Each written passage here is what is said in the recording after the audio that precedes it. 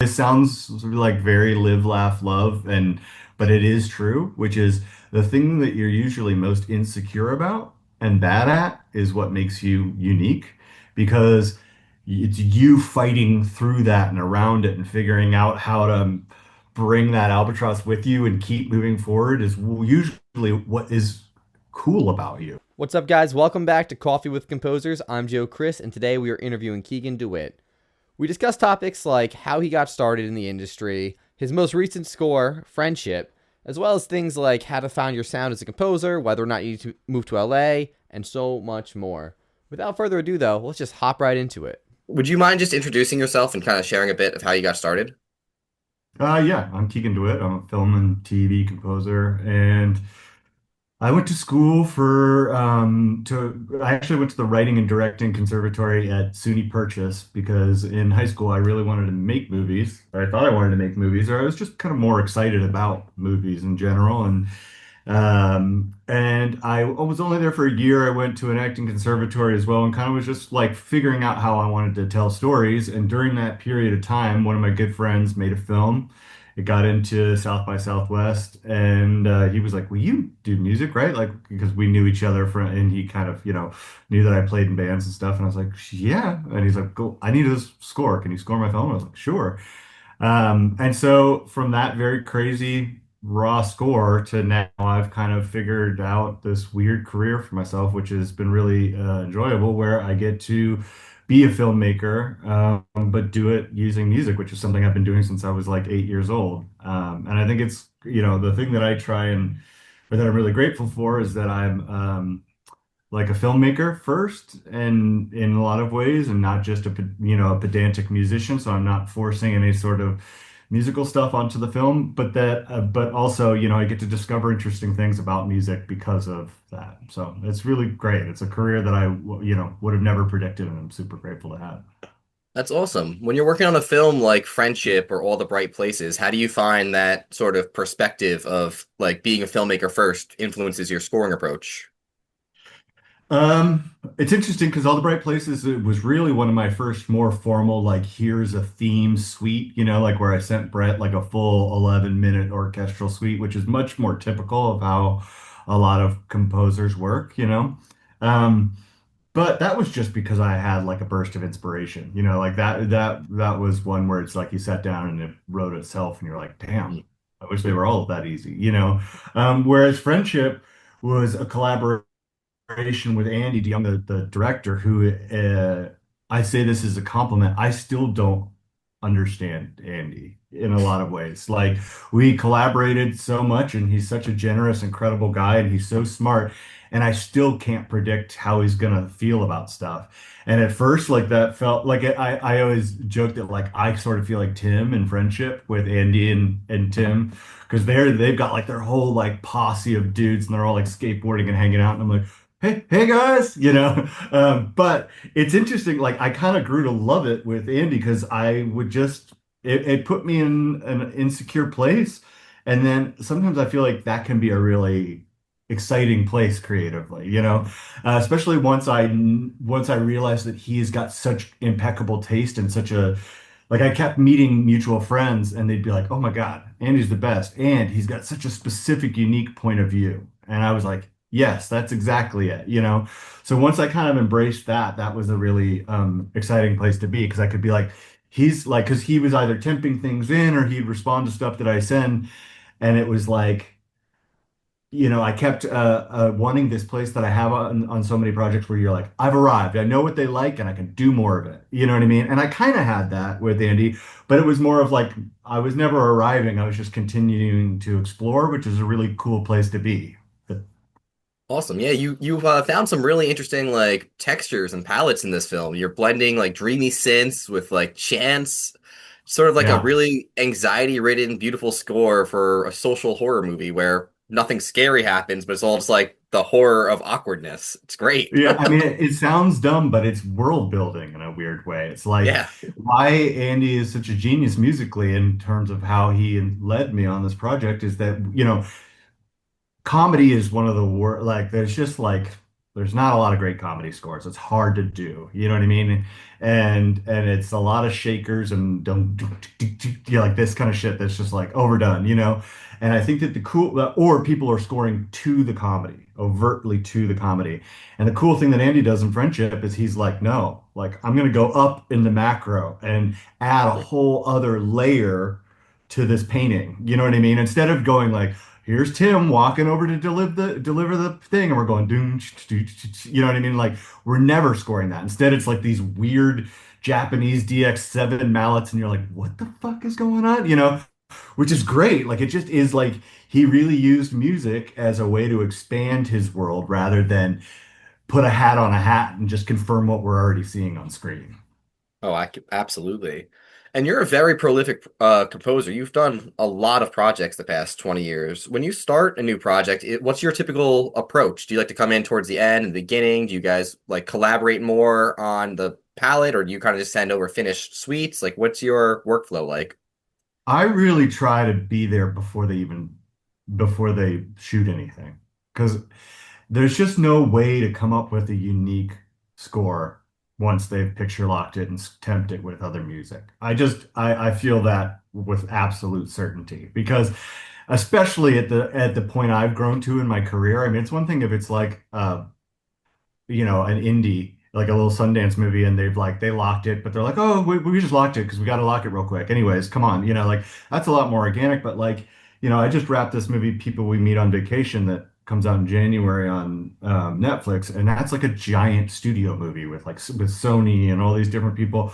And it's like, there was like an editor's cut, director's cut, producer's cut, studio cuts, three different screenings out in Sherman Oaks with people and talkbacks, like shitloads of money to spend to make sure the movie works, right? You know what I mean? Like the kind of thing where it's like it scored this, let's go pay everybody bazillion dollars to make a couple small cuts and then go and get another audience to look at it and then get that score up 6 more points or whatever it is.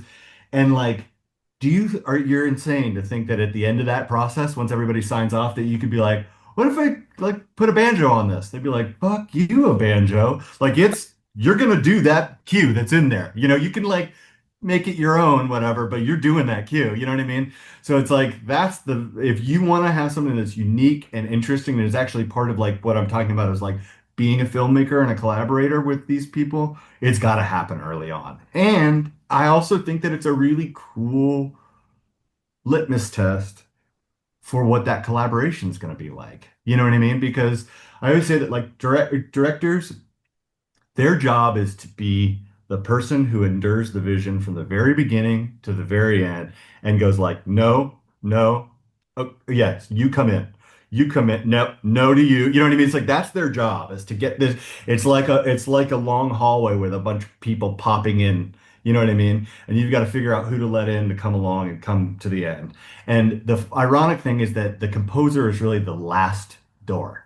It's like they can either choose to let me come in and fundamentally change their thing that they've fought through hell to steward to this point, or they can just be like, I'd rather tempt my movie with a bunch of stuff that I already like and I know works, and then hire someone who can just come in and do that. You know what I mean? So it's like it's a really tough process. So for me,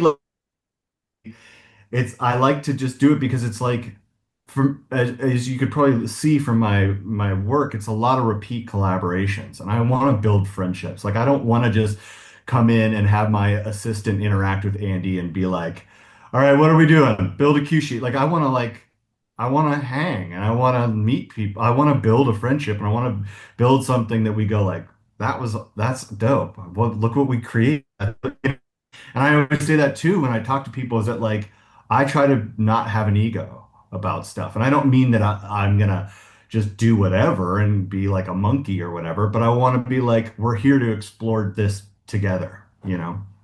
Oh yeah, that's really fascinating. That's awesome. When you're working on an indie film like you were with Friendship versus something like big with Netflix, it's kind of a very different headspace, I guess, for you as well. Yeah, it can be. It's honestly more about the movie.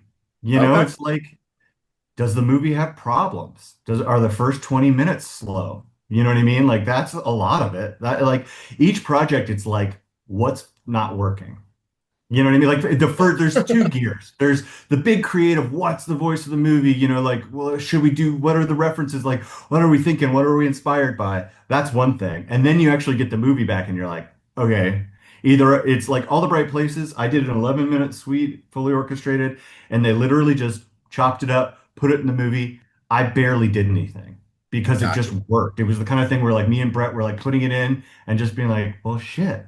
That's awesome. Like that's working. You know what I mean? And it's like blessed in this way where you're just like, oh my God, it's working. And then there's other movies which like are still great movies, but it's just like whether there's an actor who stinks, who whatever, or like something weird that happened or whatever it was. They couldn't get this location. So now, the first 10 minutes of the movie really just doesn't kick. So then you're like, okay, how do we pace it up? Like, how do we like put score under it? Like how do we give, it's like, the most like infamous adage is like Birdman. You know what I mean? It's like put the Birdman score under any scene that is struggling, and suddenly you're like, oh hell yeah, it's like it's cooking now. You know what I mean? So it's Yeah. like there's a lot of different gears to composing where you really do have to be like, and I do think that that's why certain composers who are more traditionally like have gone through the like I just went and I'm very where they're more musically trained than having the filmmaking seasoning have trouble with that where they're like what do you want, and it's like that's where you really have to split your brain and be like in the room with the editors, empathizing with the editors and trying to figure out what they're trying to solve. Yeah, yeah. And speaking about like being in the room with the people, I was wondering what your thoughts were on working remote in 2025 because you were in Brooklyn originally and you moved to Yeah, Nashville where you were able to put more time into your music without having to, I guess, yeah, pay as much for bills, I think was your quote. yeah, And now yeah. I think you're in LA or at least on the West Coast. Yeah, we've been in LA for like 10 years now. Wow. Yeah. So what's your like um thoughts on that whole idea? what I would say is there's two different things to it. The one is like work, what's it like to work remote, and it's COVID, the only positive thing to come out of COVID is that it's made spotting sessions via Zoom much more normal, which is awesome.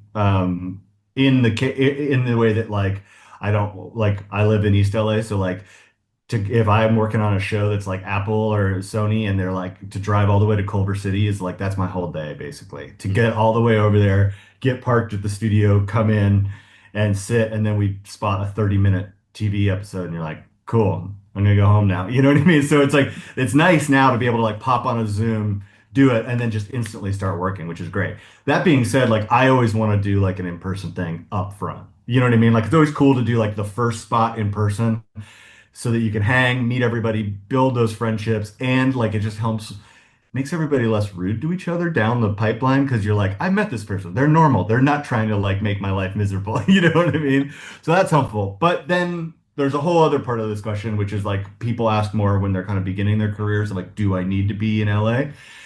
And the truth is, no. I mean, you can come here and do the whole I'm going to go work under a giant composer and try and do that career path. But there's also, I always say, come to LA and just like be a musician, like just network. Come, go see shows at Zebulon, go to a Jeff Parker show, like figure out who's doing cool shit and meet them and hang out and be in your 20s. Like if that's what you know what I mean? Like that's just, I would say come to LA and network it just in non-film music-y ways. You know what I mean? Like, because there's just so many cool people. It's like Emil Mosseri's doing live music. Like, there's just like all different types of composer. Like Dave Longstreth, who just did the Ochi movie and is in Dirty Projectors. Like, he's always doing shows. Like, these are all super talented, interesting people. Come out and fucking get in the mix and meet people. Like, that's one thing. But for me, I just never wanted the career. I don't have any bad judgments of it, but the career where you go and like intern under a big, humongous composer and end up like doing coffee runs and stuff, like that's just like something like I wouldn't do. But so I can't really speak to that whole like, yeah, you should come to LA and do that. You kind of had a career as a singer in a rock band for a bit too, right? Yeah, I mean, basically, like, since I was like 16, I was always playing in bands and stuff. And then as kind of like a sidebar to the whole composing thing, that's basically like when I moved to Nashville and I was like 25, I was really like, I want to be in a band. And then it's ironically, basically, I got married, had a baby, and it was like, okay, hanging up band world. Like I'm ready to just like be a composer. And I was literally sitting in France with our 1 month old baby saying this to my wife, being like, it's time. Like I'm pumped to just do Composer World. And I got an email from our lawyer and he was like, hey, your song is #1 on Sirius XM. And people are like inquiring about signing you guys to deals. Can you come? Like, where are you? We need to fly to New York. And I was like, well, so that was like 2 years of my life was touring the world doing band world. And by the time we finished the first record, I was like, we were so exhausted. It was so intense. And then I was firmly like, okay, this is where I'm transitioning into composer world fully now. Wow, that's awesome. And one thing I actually wanted to ask you about was you worked on an Academy Award winning documentary, right? Yeah, this it's this couple, and they actually just won an Emmy for another thing. Sean and Andrea Fine. They're really incredible. They're basically like very social focused documentarians, and they continue to do these incredible. They've done a bunch of features. And we're working on a series for HBO right now, actually, that's really incredible. But they're just those kind of like both Sean and Andrea, they just won an Emmy for this doc they did, or I think Andrea won it for about January 6th. That basically like was another incredible piece from them that Trump got reelected and nobody was brave enough to release. So they got like an honorary Emmy for this doc that they made about January 6th. But they're those people where you're like, how are you guys like have all these kids and are amazing parents and amazing people and doing super badass socially aware documentaries that are changing the world? Like makes me be over here being like, you know, doing comedies feel very inadequate. Wow, that's awesome. Do you feel that when you guys won for it's pronounced Innocent, I think it's Innocente, yeah. Innocente, how did do you Yeah. feel like that had a big change in your career as much? Like that opened more No, doors I for mean, no, because that's like that was basically a short, like Yeah. nobody's going like, who scored the documentary short, and um, That's but why I it thought it was was an like, interesting but that's an question. It was like, example of like friendship where it's like that was like a friendship that has been now like 15 years with them, where now we're getting to do even more stuff, which is great. Like the whole thing about like notoriety of composers. It's been like as you said, I've done a lot of shit and like really Friendship has been the first movie where like I'll meet somebody on the street and they'll be like, what do you do?" And I'm like, "I'm a film composer." And they'll be like, "What'd you score?" And I'll say, "Well, this movie Friendship with Paul Rudd and Tim Robinson." They'll be like, "Oh, I just watched that." So that's nice. I mean, that's like it just you never know. Like I've done yeah. so many projects where I'll finish them and I'm like, this is gonna be huge, and then it isn't. Or even like you go to Sundance and there's a bidding war and it sells for millions of dollars and then it just kind of like appears on Netflix. It's like it's all luck. Yeah. Speaking of projects that have been at festivals, you have the Threesome coming out this fall. Yeah. I think September. Yeah. Yeah. Cool. Can you That's tell us that. anything about that film? I don't even know a plot summary on that. Oh yeah, yeah, yeah. It's really special. It's basically like a rom-com directed very much like in the style of like broadcast news. It's like trying to make a rom-com that's not trying to be super hip and as modern as possible and instead feels like what made so many of those like late 80s rom-coms so great, which was like flawed people being very like making normal bad decisions, but in a way where you love them anyways, and um, because I feel like so much of the like rebirth of the rom-com is like so modern, so Taylor Swift, like so like everybody's perfect and it's expensive. And this is like very much not that. It's basically about a guy who has a threesome and accidentally gets both of the girls pregnant. But it sounds like it's gonna be this like raunchy rom-com and it's actually like weirdly very tender and moving and like has you crying by the end and it's really special. The score for it is really cool. I'm really, really excited for that. I can't wait to see that. And just when you're going across all these different types of projects, how are you sort of, I don't want to say like branding, like how do you define like your voice as a composer? How did you kind of Yeah. spread across these different genres, different things, like from songwriting to composing? Like what is Keegan DeWitt, I guess? Well, I don't, yeah, who knows? I think that I started out and I was like, professionally, I was like, I can do everything. Like I was like always being like, I'm the guy. I can do that. I can do that.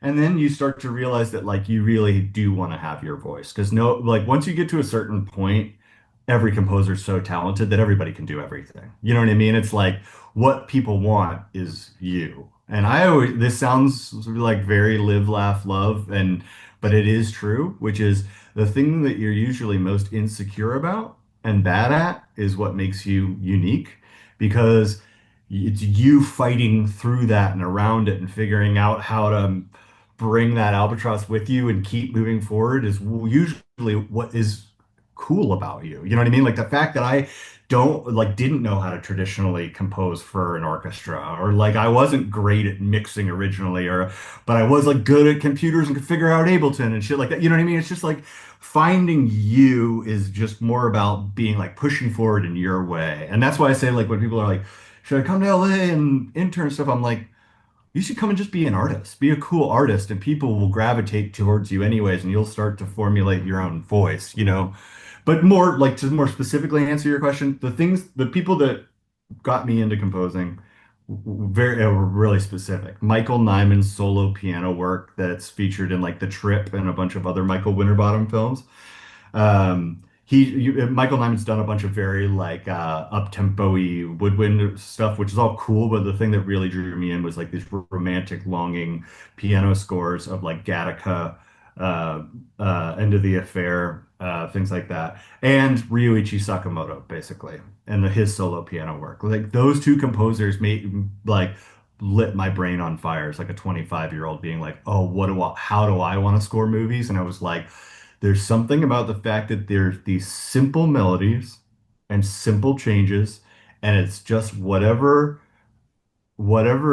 shading is happening in the harmonies between those two things is deeply sad and beautiful and romantic. And that to me, because I was like, oh, I can do that. Like I understand melody and so like for me, I'm very much like melody. You know, it's like we just have gone through like a period of like a decade of tonal sound design scores, which are cool, and we kind of need it honestly to reset everything.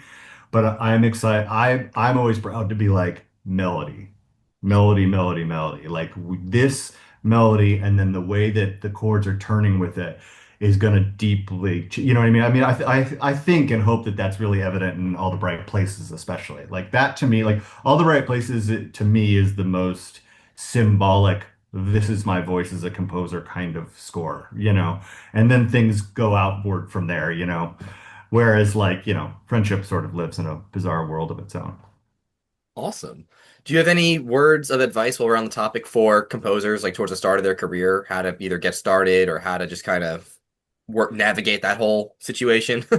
Yeah, I mean, I would say, you know, do focus on double down on what's unique about you. If you're making shit in Ableton and Frankensteining it together and you've got your weird channel with 80 plugins on it and blah blah blah, and this is your like fucking perverted weird way that you make music, do it. Keep doing that. You know what I mean?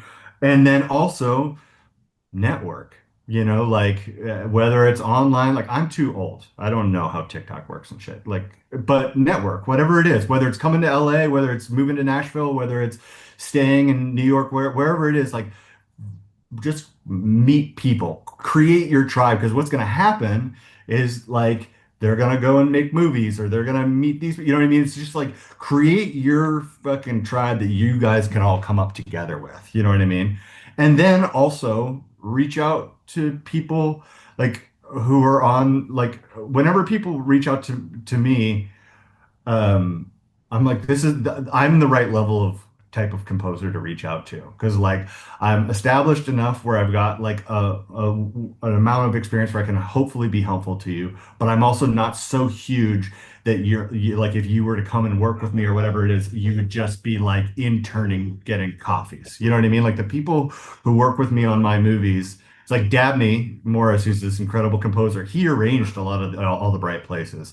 And then I brought him onto other things, and then he went on and did this Daisy Ridley movie. Sometimes I think about dying, and then now he just did a movie at Cannes called Splitsville that comes out the I think late summer and on Neon. You know what I mean? So it's like it's like those people, like people like me and other composers. Like if you go and see a movie that feels cool and indie and unique, that's a composer worth reaching out to. Just be like, hey, be like, this is dope. If you ever want to talk, like I'd love any advice. Like those are good people to reach out to. You know what I mean?